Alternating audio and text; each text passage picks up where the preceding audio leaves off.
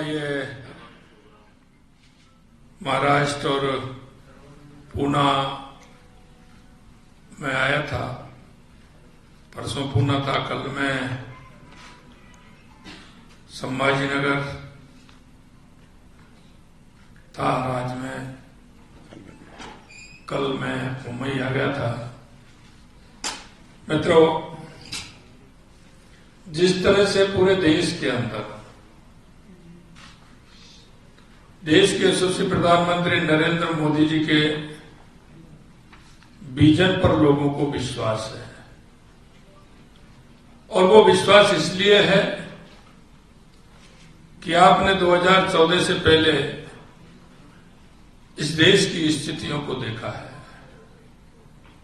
2014 से पहले इस देश के अंदर किस तरह की स्थिति थी, आपने देखा होगा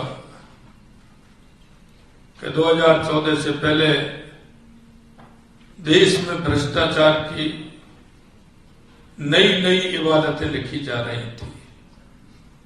एक घोटाला आता था, दूसरा घोटाला उससे बड़ा आता था, तीसरा घोटाला उससे बड़ा आता था, चौथा घोटाला उससे भी बड़ा आता था।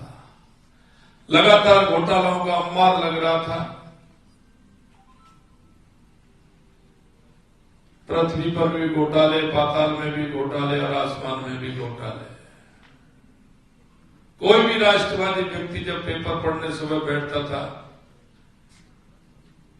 तो आतंकवाद और घोटाला, नक्सलवाद को देख करके उनकी आंखों में आंसू आ जाते थे।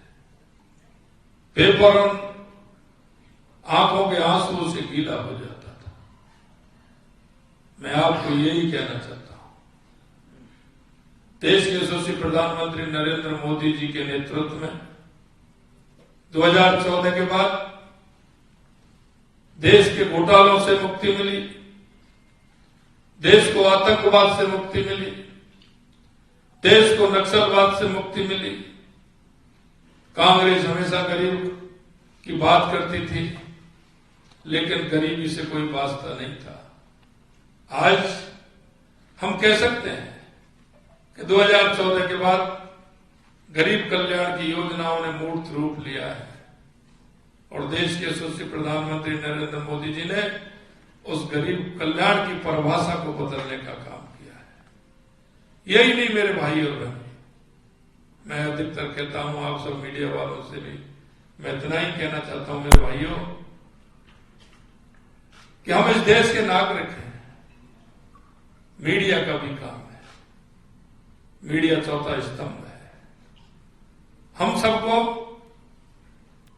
क्या दिखाना है, क्या करना है, कैसे करना है, हमारा भी इस माटी के प्रति कर्तव्य है।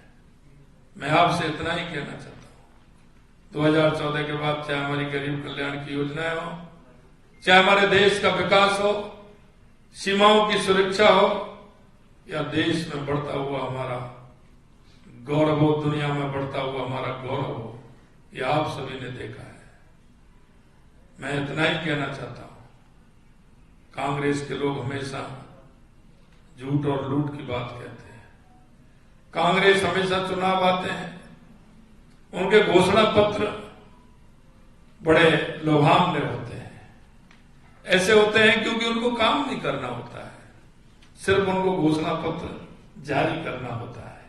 और वो मैं इसलिए नहीं कह रहा हूं, वो मैं आपसे भी कहना चाहता हूं, कांग्रेस के एक नहीं 2, 3, 4, 5 बार के आप घोषणा पत्र उठा के देख लीजिए और आप उन पर विचार करिए, उनकी स्टोरी भी बनाइए कि उन्होंने हमेशा किस तरह की घोषणा करते हैं और उनको पूरा कितना करते हैं।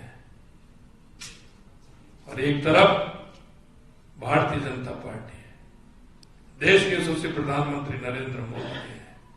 2014 में जो संकल्प पत्र जारी किया उसको 19 तक पूरा किया, और 19 में जो जारी किया उसको 2024 तक पूरा किया, और अब हमने 2024 तक जो संकल्प पत्र लाए हैं उसको भी हम पूरा करेंगे। आज आपके बीच में आया हूं, पहली बार मेरा मुख्यमंत्री बनने के बाद बंबई आना हुआ है। राजस्थान में मेरे को 90 दिन हमारी सरकार को काम करने का मौका मिला, क्योंकि आचार संहिता आ गई। 90 दिन के अंदर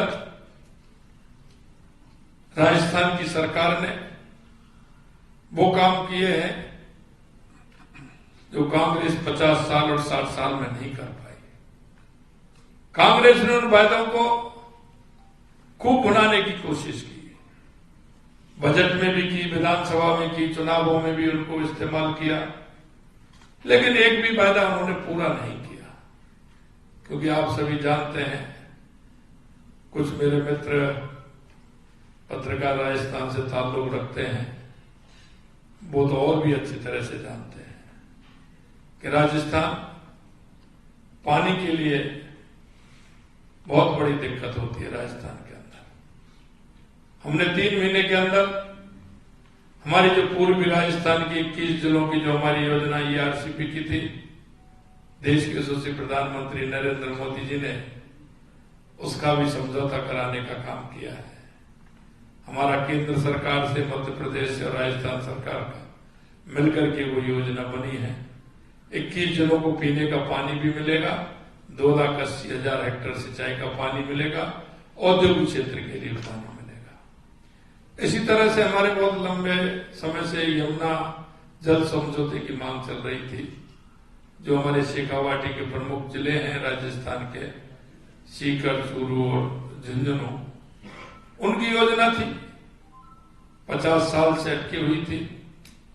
उसको भी समझौते के माध्यम से उन तीनों जिलों को पानी पाइपलाइन के द्वारा उन तीनों जिलों को पानी मिलेगा, इसका भी समझौता हुआ है।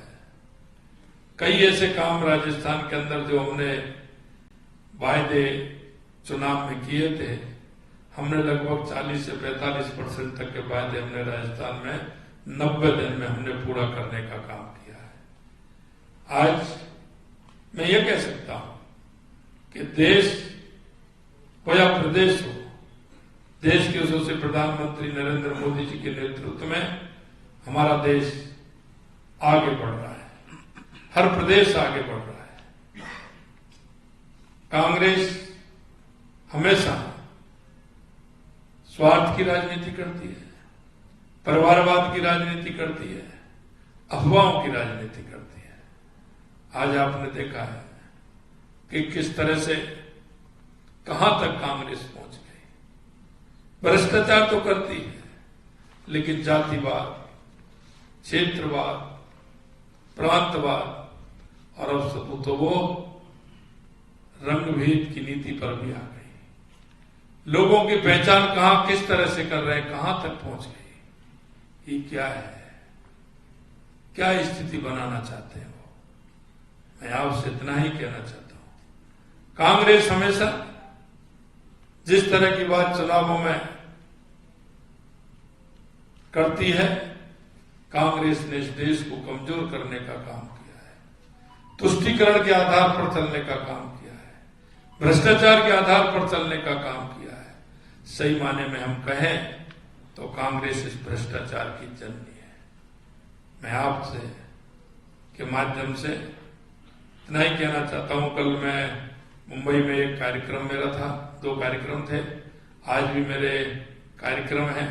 मैं जिस तरह का उत्साह और वातावरण महाराष्ट्र के अंदर देख रहा हूं, निश्चित रूप से भारतीय जनता पार्टी और एनडीए बहुत बड़े बहुमत के साथ महाराष्ट्र में भी जीतेगा, और जब 4 जून को रिजल्ट आएगा तो मोदी जी 400 पार जाएंगे।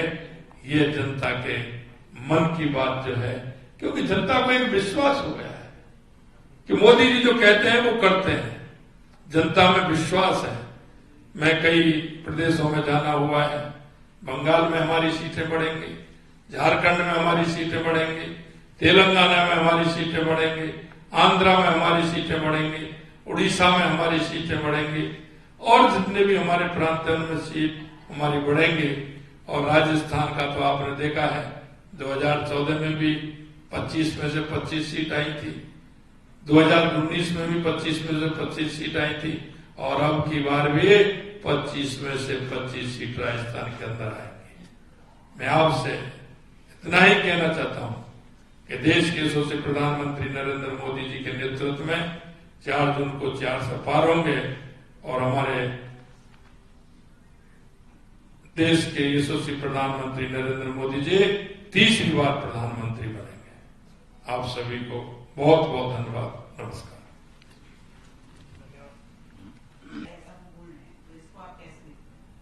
नहीं, वो आप पार्टी की चिंता करेंगे, भारतीय जनता पार्टी की चिंता करेंगे। मैं आपको कहना चाहता हूं,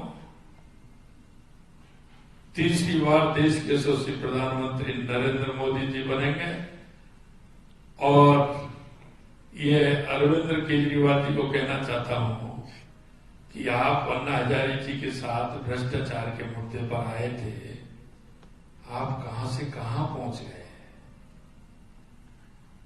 आप कहां से कहां पहुंच गए। आप आखंड भ्रष्टाचार में डूब गए।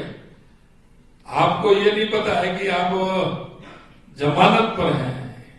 जो स्वयं व्यक्ति जमानत पर है वो किसी को क्या कहेगा। और विपक्ष का सीधे कहना है कि इस बार महाराष्ट्र में जिस तरीके से पार्टियां तोड़ने का काम बीजेपी ने किया है उसका कहीं ना कहीं उनको घाटा होगा और यहाँ पर महाविकास अघाड़ी की जो सरकार है मजबूती के साथ में आगे आएगी। देखिए, मैं आपको बताना चाहता हूं, महाराष्ट्र के अंदर भारतीय जनता पार्टी और एनडीए बहुत बड़े बहुमत के साथ जीतने वाले हैं। ये जब चुनाव आते हैं तो इस तरह की बातें कांग्रेस के पास और है क्या। वो इसी तरह की बात करते हैं, उनसे जो घटक है वो भी इस तरह की बात करते हैं। कभी उन्होंने राष्ट्र के बारे में सोचा है क्या। सिर्फ परिवार की बात करते हैं, वो परिवार के बारे में सोचते हैं। भारतीय जनता पार्टी राष्ट्र के बारे में विचार करके फैसला करती है।